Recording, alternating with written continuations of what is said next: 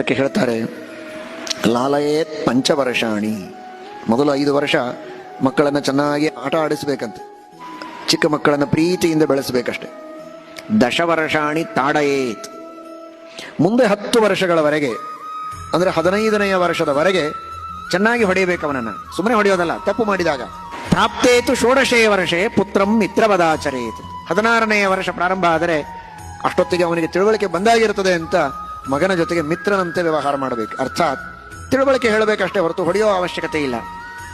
ತಿಳುವಳಿಕೆ ಇಲ್ಲದ ಅವಸ್ಥೆ, ಆದರೆ ತಪ್ಪು ಮಾಡ್ತಾ ಇರುತ್ತಾನೆ, ತಿದ್ದಬೇಕು, ಆ ಅವಸ್ಥೆ 5ನೆಯ ವರ್ಷದಿಂದ 15ನೆಯ ವರ್ಷದವರೆಗೆ ಅವನನ್ನು ಚೆನ್ನಾಗಿ ಹೊಡೆಯಬೇಕು ಅಂತ. ಮತ್ತೆ ಆಗಲಾದರೂ ಹೊಡೆದರೆ ಅದು ಹಿಂಸೆಗೆ ಪಾಪ.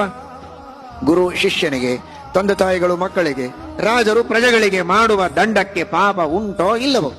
ಪಾಪ ಇದ್ದರೆ ಯಾಕೆ ದಂಡವನ್ನು ಮಾಡುವುದಕ್ಕೆ ಶಾಸ್ತ್ರ ವಿಧಾನ ಮಾಡುತ್ತೆ ಅಂತ ಪಾರ್ವತಿ ಕೇಳಿದ ಪ್ರಶ್ನೆಗೆ ರುದ್ರದೇವರ ಸ್ಪಷ್ಟ ಉತ್ತರವನ್ನು ನೀಡುತ್ತಾರೆ, ಸರ್ವಥಾ ಪಾಪ ಇಲ್ಲ ಅಂತ.